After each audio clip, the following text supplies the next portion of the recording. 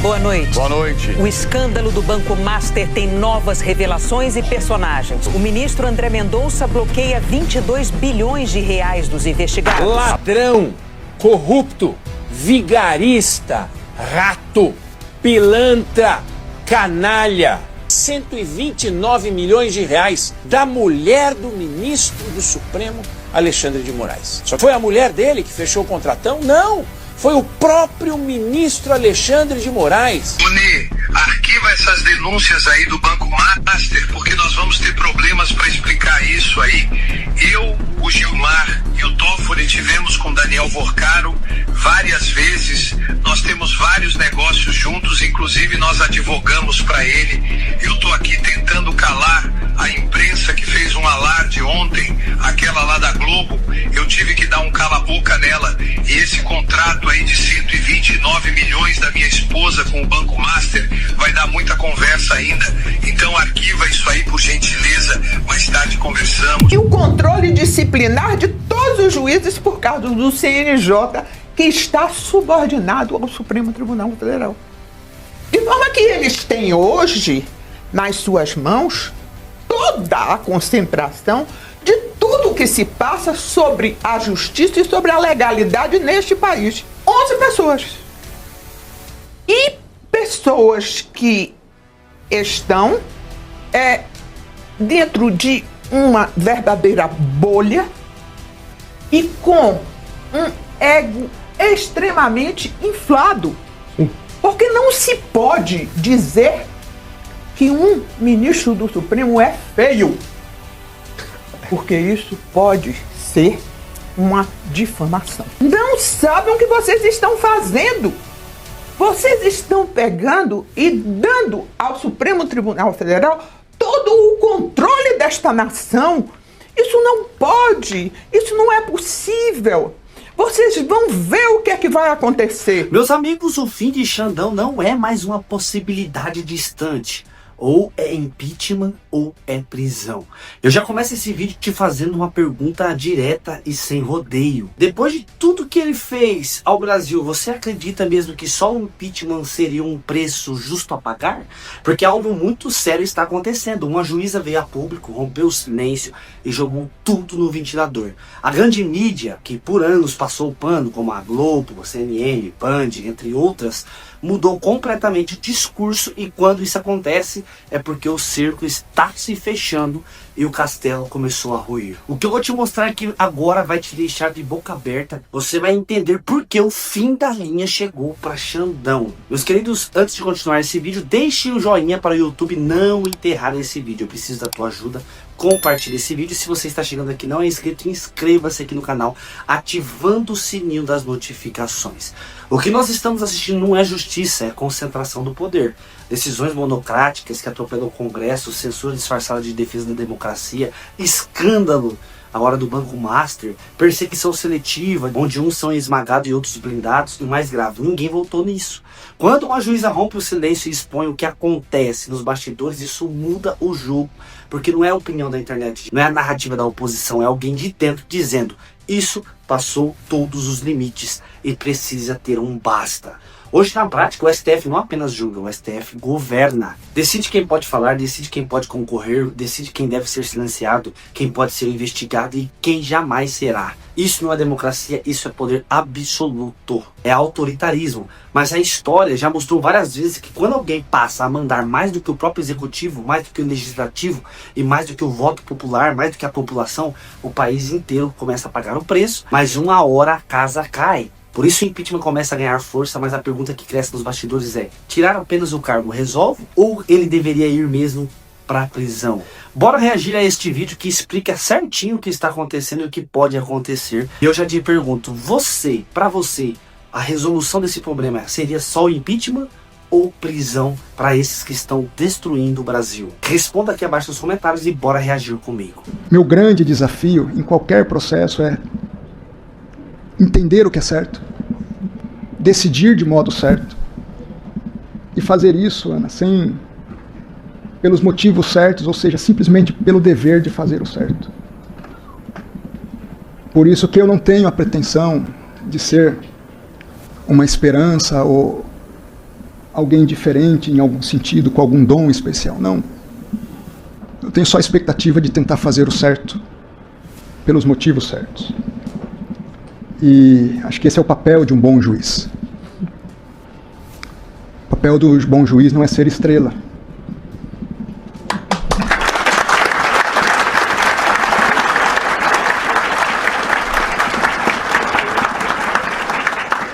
É simplesmente assumir a responsabilidade e julgar. E, como eu sou cristão, pedindo a Deus que eu julgue de forma certa. Reconhecendo ao mesmo tempo que não somos perfeitos. Meu desafio para você, como advogado do século XXI, é definir adequadamente qual o seu objetivo de vida. Que não seja ganhar dinheiro, por favor. Esse é um objetivo, mas não é um objetivo de vida. Que você ganhe muito dinheiro, mas como consequência de bons princípios postos em prática.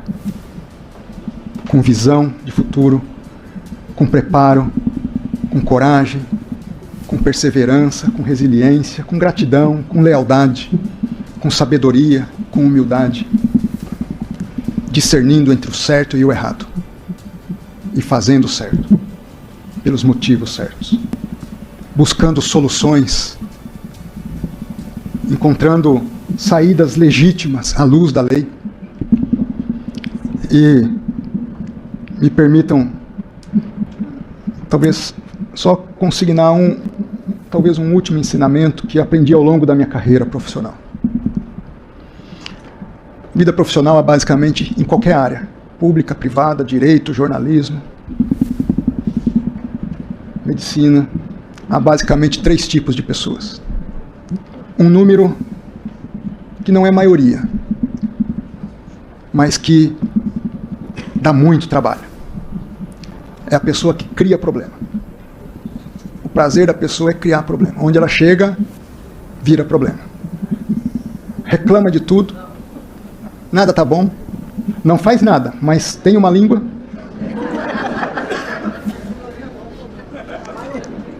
Eu acho até que não é a maioria. Vamos ver se vocês concordam comigo. O segundo grupo, para mim, é a maioria. São os indiferentes aos problemas.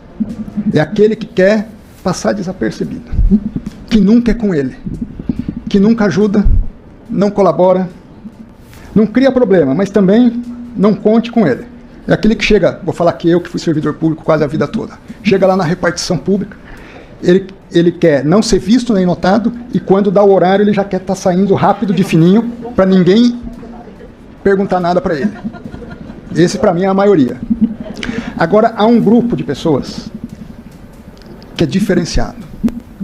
São aqueles que resolvem problemas. Esse é a minoria. É um grupo pequeno, mas que faz toda a diferença. Na OAB, na sociedade, na justiça, nas empresas, no serviço público. Talvez o grande desafio você não ser o criador de problema, você não ser indiferente aos problemas, mas eu tenho certeza que há espaço sobrando de oportunidades para aqueles que estão dispostos a resolver problema. O profissional do futuro, ele vai ser aquele que é capaz de resolver problema. É o que vai se destacar. Eu fui advogado-geral e ministro da Justiça na AGU, um corpo técnico muito sólido, bem preparado. Nós não tínhamos tanta dificuldade de ocupar os cargos mais relevantes da instituição. Quando eu fui para o Ministério da Justiça, o Ministério da Justiça não tem uma carreira própria. Então, nós tínhamos que procurar, num universo amplo e mais desconhecido, pessoas-chave para os postos. Às vezes achava uma pessoa super bem preparada, mas quando eu colocava nesses critérios de resolução de problema, criador de problema ou indiferente, não achava. Como era difícil conciliar preparo com capacidade de resolução de problema. Nós precisamos dessas pessoas. O Brasil precisa de advogados que resolvam problemas de forma séria, ética e responsável. O 8 de janeiro, tudo que eu já analisei, por tudo que eu vi, foi uma forma de conseguir colocar para toda a nação a finalização de uma narrativa. Narrativa esta que levaria a tirar-se Bolsonaro das eleições de 2026. De forma que, para mim, o 8 de janeiro foi exatamente isso. Porque aquelas pessoas que estavam nas portas dos quartéis, com o terço da mão, rezando, fazendo tudo.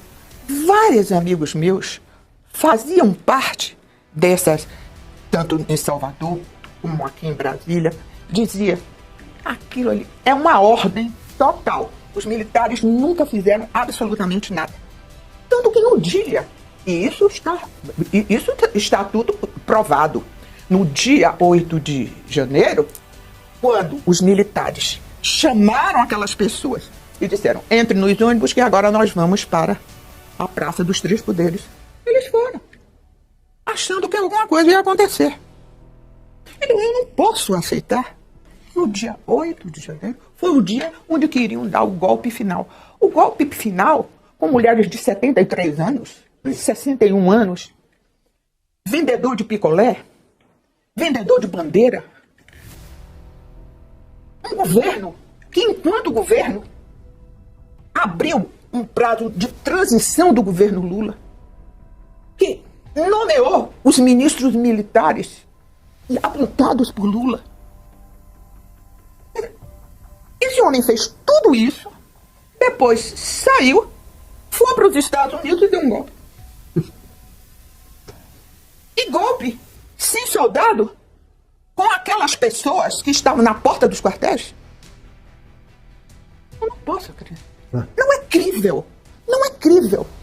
A história contará isso. A história contará isso. Não adianta. Não entra na cabeça de ninguém só uma pessoa que esteja totalmente obnubilada para aceitar que seja verdadeiro esse golpe. Podem ter pensado em golpe, sem dúvida alguma. Por quê? As eleições estavam sendo muito contestadas, estava faltando o código-fonte, e o código-fonte, quero o código-fonte. E por isso mesmo, enquanto o código-fonte não chegar, eu não acredito nessas eleições. E isso tudo pode ter incendiado não só o ex-presidente, como as pessoas que rodeavam. E eles pensaram, então, o que é que vocês acham? A gente tem margem de fazer com que isso não brote? Nunca em direito, pensamento foi golpe. Nunca. Nós aprendemos no segundo ano da faculdade de Direito. Até uma frase que tinha em meu livro de Direito Penal. Penseiro não faz engabela. Ou seja, pensamento não faz crime. Todo mundo que estudou direito sabia disso. Eles podem ter pensado. Mas isso não é crime, não. Não é um crime. Né? De forma que eu entendo que eles pensaram sim. Houve ainda a participação do ex-presidente Bolsonaro, porque era um boca rota e chamava militar, dizia que ia fazer, que ia acontecer. Enquanto era presidente, alguém acreditava naquilo. Eu dava risada, dizia, mas coitado, fica dizendo, chamando militar, dizendo que vai chamar, que vai fazer, vai acontecer. Aquilo era só bravaca. E quando ele foi? Quando ele perdeu, ele ficou bem quieto. Então, eu, analisando como cidadã brasileira, analisando tudo isso, porque eu não sou bolsonarista, absolutamente.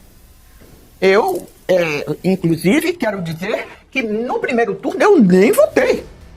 Eu não acreditava em Bolsonaro. Eu não acreditava. Achava que ele foi um militar indisciplinado, tinha muitas culpas de fazer. Tanto que me convidaram para o governo e eu não aceitei. Ele chegou até a me telefonar. Ministra, precisamos muito do seu governo. E eu disse, pasta, ministra, então, seria? Não, ele não explicou. Era o Bibiano, que foi aluno meu. Logo no começo do governo. Então. Logo no começo do governo. E quando ele não tinha ainda tomado posse, o Bibiano botou para ele falar comigo. Eu falei. Eu chamava ele capitão. Capitão, eu estou aqui para servir ao seu governo no que o senhor precisar. mas não para assumir cargo. Eu sou advogada, já tenho meu escritório, tenho meu compromisso com os meus clientes e com os meus juízes e com os meus advogados que estão comigo. Eu não posso assumir, mas estou aqui para o que o senhor quiser. E quero lhe dizer que eu tenho 2 prioridades. As minhas prioridades são poder judiciário, que muita gente não sabe mexer no poder judiciário, no poder legislativo. Eu tenho esta prioridade. E a outra prioridade seria o direito da mulher. Falei isso com ele. Não quero nada. Supremo Tribunal Federal, onde não posso dar esta culpa ao ministro Fachin. Eu não posso. O ministro Fachin não fez isso sozinho. E o ministro Fachin não deu aquele voto e levou lá e todo mundo... Não. Aquilo tudo é combinado. Bolsonaro não pode mais ser presidente de forma alguma. Quem é que a gente vai botar? A esquerda não tinha mais ninguém. Todo mundo estava comprometido. O que é que faz? Faz uma enquete. O único que sobrou, Lula da Silva. Mas ele está condenado. Como é que faz? E a gente já julgou uma porção de coisa dele. Como é que faz? Desmoraliza a Lava Jato. Nunca os olhos da população estiveram tão voltados para o comportamento de Mendonça. Walter, cuidando dos casos INSS, Banco Master, Mendonça vira o superpoderoso do Supremo? Vitório, bem lembrado pelo Olavo, o procedimento do atual presidente, novamente presidente do Senado da República, Davi Alcolumbre, quando o ex-presidente Jair Bolsonaro indicou o André Mendonça. Vocês lembram que ele ficou meses, completamente diferente do que está acontecendo agora nos pedidos de abertura de uma CPI do Banco Master ou nos pedidos de impeachment de ministros, né, em que ele senta em cima com o seu peso, ele senta em cima desses pedidos. Naquela época ele sentou em cima da indicação de um ministro do STF, o ministro André Mendonça. Eu não me lembro nem se fez a mesma coisa com o Nunes Marques, até o Olavo pode me ajudar se ele fez a mesma coisa. Toda escolha tem consequências, né? É óbvio que o ministro não diria que ele guarda rancor e que ele tem mágoa, mas também é evidente que ele vai ter um olhar diferente do olhar do ministro Dias Toffoli. Com relação a se é suficiente mudar a relatoria para que as coisas, enfim, aconteçam e para que determinadas autoridades caiam, eu diria que esse é o nosso caso Epstein no Brasil. Né? Esse escândalo do Banco Master, agora tem um documentário aí de um outro programa que é importante para a direita brasileira, um trabalho, né, que aliás está no bojo de tudo isso, porque foi o documentário do Brasil Paralelo lá atrás, sobre a facada no presidente Bolsonaro, que escancarou essa assimetria nas decisões. Agora tem um documentário do Brasil Paralelo falando a respeito de uma tal de casa em Trancoso, né, e das festas que aconteciam lá, e quantas outras mais. E o que não estará nesse celular, e uma notícia da semana passada, que assim como houve o relatório das conversas vazado, e o vazamento é tão antigo quanto a própria existência da imprensa, né? Só que antes era para a Globo, vazavam tudo contra nós. Agora a maré virou um pouco. Dizem que viria também um relatório em relação às conversas do outro ministro, do Todo-Poderoso da República. Não vou nem dizer o nome, porque, né, todos nós temos receio do que pode acontecer. Já vista aí o presidente da Associação dos Fiscais da Receita Federal, mas diz que viria um outro relatório a respeito disso também. Que venha tudo isso, né? Mas já é mais do que suficiente, tudo que já sabemos, inclusive contratos de 130 milhões de reais, para que tudo isso tivesse caído. Não caiu até agora, exatamente porque o Alcolumbre, esse que agora ficou com medo dos seus atos no futuro, tem protegido o sistema. Sabe, nesse sentido, eu entendo que André Mendonça terá a oportunidade de resgatar a admiração que em tempos ali atrás, né, nós tínhamos pelo Supremo Tribunal Federal. É certo que em algum momento a gente nem sabia o nome dos ministros, mas talvez pela circunspecção, que é uma característica inerente, tem que ter a discrição, passar longe das câmeras. Mas a gente também não pode esquecer, Olavo e Walter, que nós vivemos um momento onde nós somos manipulados pela Rede Globo de televisão, com 75%, 80%, 90% da audiência, e mostrando exatamente o que ela queria que nós pensássemos naquele momento. Olha, você vai pensar assim, os caras estão decidindo ali, a gente não vai mostrar nada, está acontecendo isso no Brasil agora, mas a gente quer que você pense assim ou assado. Nós não podemos nos esquecer que a luz sobre tudo isso, quem trouxe foi Jair Messias Bolsonaro. Quando o Bolsonaro falou assim, olha, a gente precisa entender mais de Supremo do que de seleção brasileira, ele tinha absoluta razão. Quando ele tentou dizer assim, essa corte tem que ser constitucional, essa corte não pode tratar de tudo para que se empodere a ponto de dar as cartas no Brasil. Ele tinha absoluta razão e por isso também foi perseguido. Ou seja, embora ali atrás a gente nem ligasse para o Supremo Tribunal Federal, nomes que por ali passaram, enfim, provavelmente a gente também estava sendo manipulado. A gente não pode achar que era a perfeição, não. Não dá para achar, porque eram homens também. Mas homens blindados pelo silêncio da imprensa, que era o único caminho para que a gente pudesse obter informações. A gente mantém ali a turma quietinha, eles vão decidindo lá, a gente só põe holofote sobre o Congresso e outras pautas do Executivo, a gente faz o brasileiro pensar assim, o assado. Não dá para achar que eram santos aqueles que compunham o Supremo Tribunal Federal até tempos atrás. Eram homens também. A questão é que agora a gente sabe de tudo. E tem André Mendonça a responsabilidade com INSS e Banco Master nas mãos de mudar a percepção do brasileiro. Olavo, eu sou muito sincero. A minha esperança sobre André Mendonça é quase nula. Eu não tenho nenhum problema em dizer. Cético eu estou. Por quê? Os ministros que saíram defendendo Dias Toffoli, antes de tudo acontecer, do relatório que chegou, mas a conversa que vazou, esses que saíram defendendo Dias Toffoli, para mim, colocam também suspeição sobre as suas decisões a partir de agora. E um deles foi André Mendonça, que escreveu o livro do Toffoli. Me diz, quem é que em sã consciência dedicaria parte do seu tempo que não volta mais, a escrever um livro sobre a vida de Toffoli? Me diz, não, agora eu tomei a decisão, eu vou escrever um livro sobre a vida de um homem que não consegue passar em concurso público, de um cara que era advogado do PT, que eu sei o que defendeu ao longo da sua vida pregressa antes do Supremo Tribunal Federal. Não, agora eu vou gastar parte do meu tempo para escrever um livro sobre esse homem. Meu Deus. Então, amigo, Olavo, eu sou muito sincero. Minha esperança está assim, por um fio. Entretanto, está nas mãos de André Mendonça a possibilidade de resgatar a dignidade do Supremo Tribunal Federal. Lá. Saída triunfante pela esquerda. Nós sabemos. Aliás, ele entrou talvez pela esquerda, deve querer sair pelo mesmo lugar de onde veio, enfim. Quero te ouvir, Olavo. Para resgatar, desculpe a rudez, amigo ouvinte, mas para resgatar a imagem do STF, só fechando e fazendo de novo.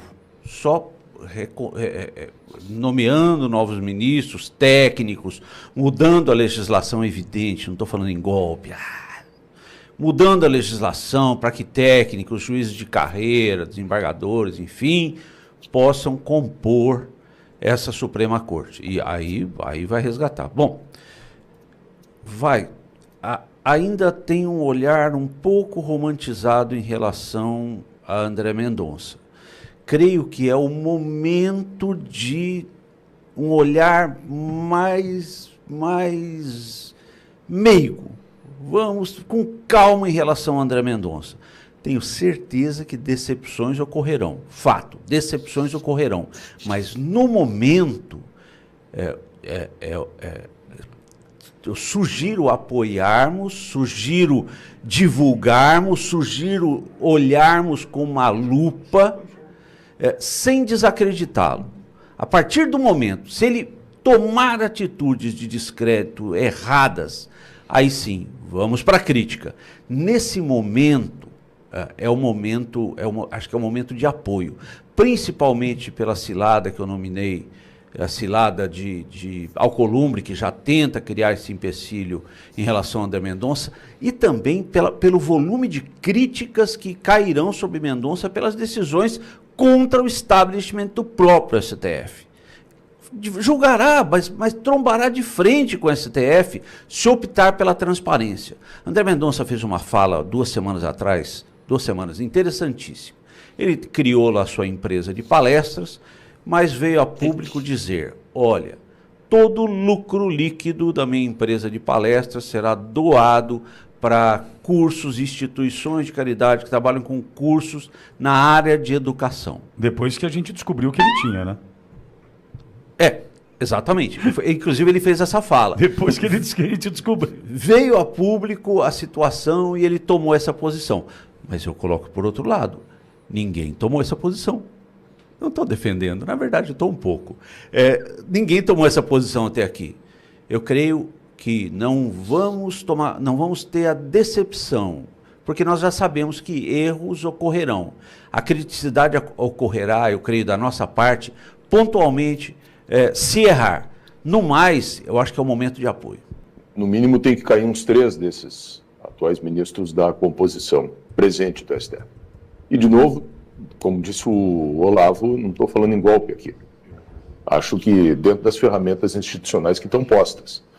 Há muito tempo eu falo isso aqui, no Endireitando, que é a minha página no Instagram, de que nós temos que eleger uma bancada majoritariamente de direita nesse ano para dar uma resposta a tudo isso no Senado da República. Sabe que eu tenho medo, pânico? Não acredito muito em pesquisa, porque acho que a pesquisa, assim como a Globo, serve muito para nos manipular, mas que agora saiu uma pesquisa aqui de que o Eduardo Leite, governador do Rio Grande do Sul, e a Manuela Dávila estão em primeiro lugar no estado do Rio Grande do Sul. Não é crível, mas, né, vá que o Rio Grande do Sul também tem essa tradição canhota, e isso explica por que um pouco, da onde eu estou falando aqui, a decadência econômica que o nosso estado, que já foi um dos mais importantes da federação, vem vivendo.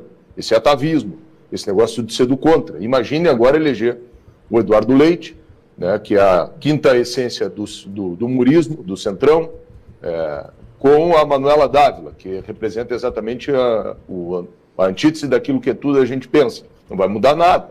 Então o nosso primeiro esforço é mudar o Senado.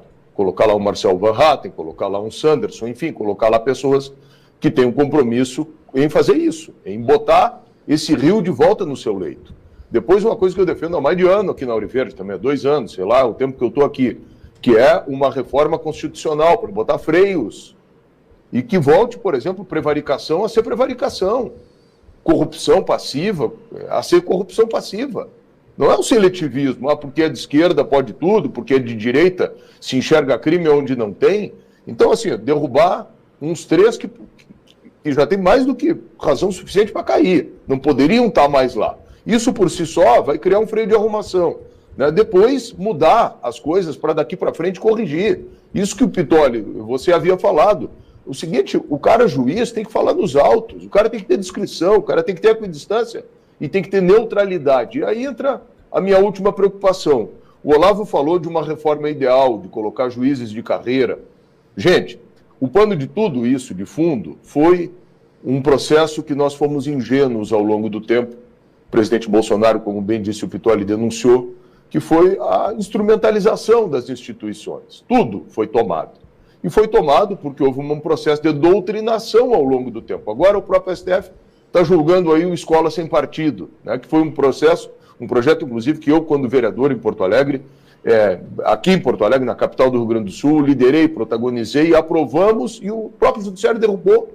Por incrível que pareça, o Judiciário derrubou o projeto. Então, tudo isso começa nesse processo da escola. Então, de que adianta amanhã depois nós nomearmos juízes de carreira, se os juízes de carreira já vêm por baixo da toga, com uma camiseta vermelha e com convicções wokeístas ou qualquer outra coisa? Então, o furo é muito mais embaixo. Na minha opinião, meus amigos, impeachment sozinho não fecha essa conta. Ele tira o cargo, mas não apaga os abusos. Não devolve a liberdade perdida, não repara os danos causados ao país. Agora eu quero ouvir de você. Você acredita que Xandão vai pagar por tudo que fez? Ou você acha que, como sempre, os poderosos vão sair ilesos enquanto o povo fica com a conta? Escreve aqui abaixo nos comentários, porque essa discussão não pode ser mais abafada. E em 2026 vai ser o ano de nós decidirmos quem vai continuar governando o Brasil. Ou a esquerda ou a direita. E você, vota em Flávio Bolsonaro ou vai deixar o Lula continuar governando esse país rumo ao declínio, rumo à destruição? Deus abençoe você que assistiu esse vídeo comigo, que reagiu comigo a esse vídeo. Fica com Deus, se inscreva no canal, ative o sininho das notificações, taca o like, compartilhe esse vídeo e até o próximo vídeo se Deus quiser. Fui!